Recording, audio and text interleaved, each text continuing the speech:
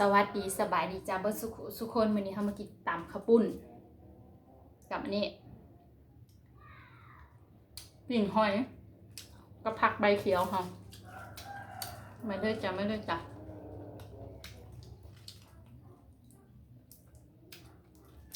ผักใบเขียวค่ะมันจะมีหอมเปรย์โหระพาผักชีผักอีเลิศมาเด้อกินน้ำกันมือกันเด้อ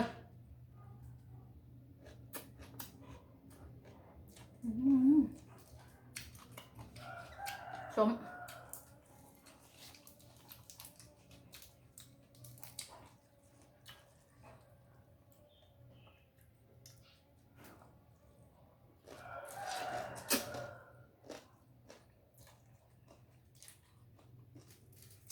เอากระดาษทิชชู่แป๊บนึง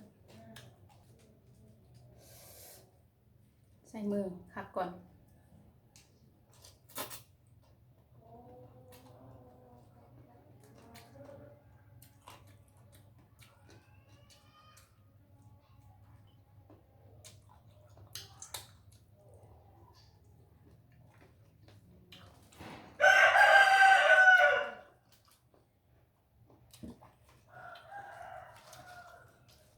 เขาเลี้ยงไก่อยู่กัน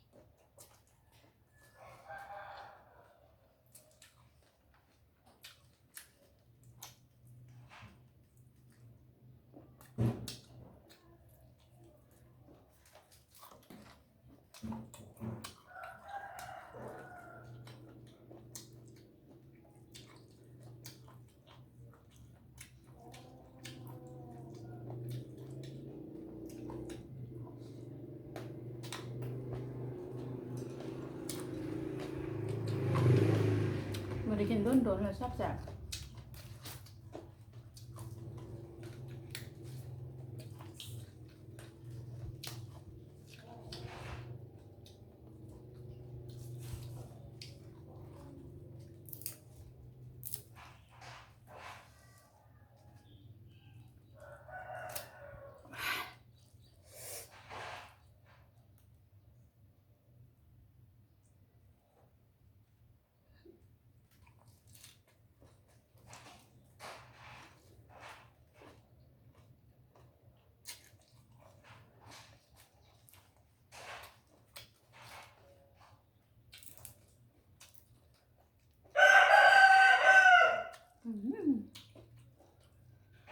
เสียงไก่ร้องเลี้ยงกว่าเสียงอันกินอีก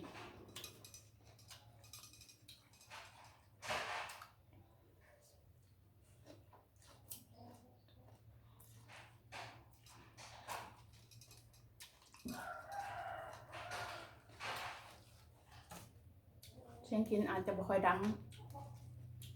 เพราะว่าบริษัทไม่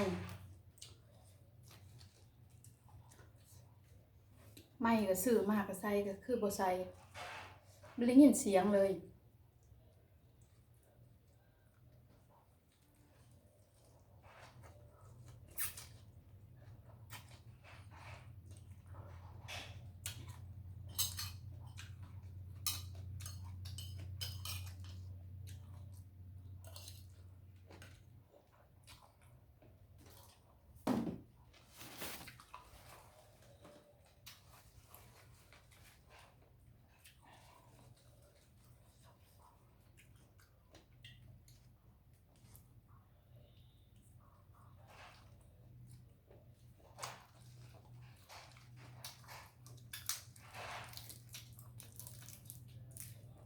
ช่วงนี้ให้ YouTube กับบ่หันคือเก่าจะกินแล้วมัน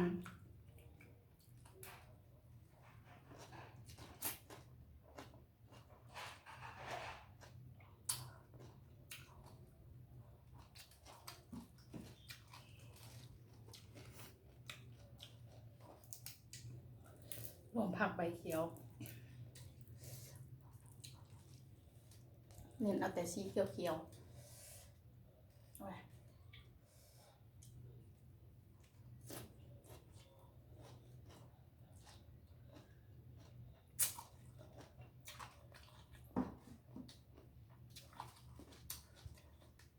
มาเด้อมาเด้อ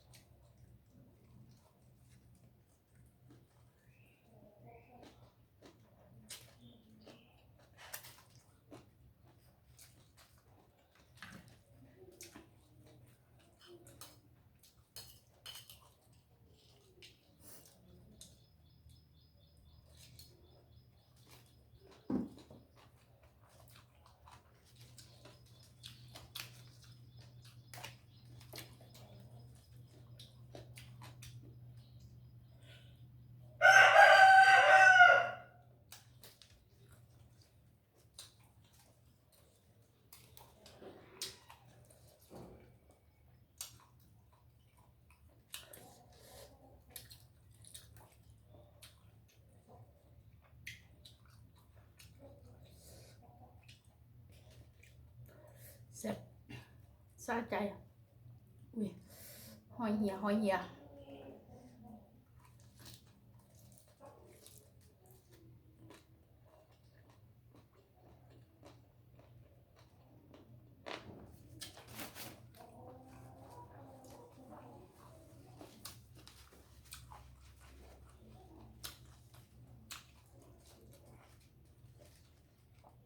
ก็ผัก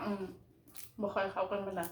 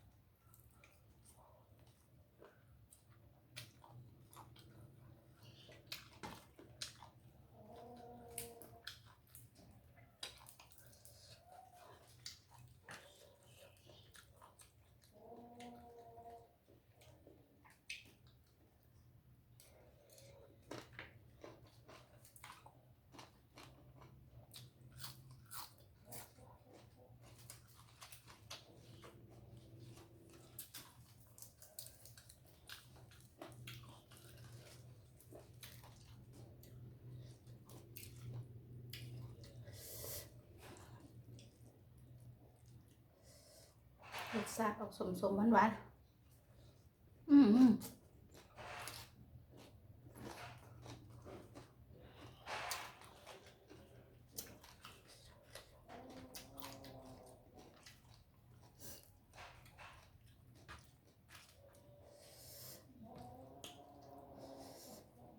สมเผ็ดเริ่มมีอาการแล้ว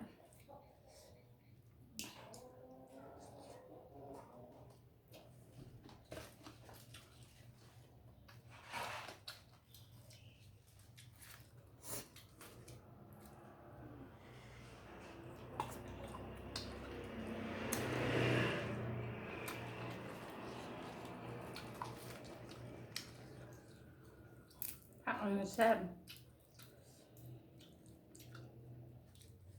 ฝากกดไลค์กดแชร์กดติดตามเด้อจ้ะ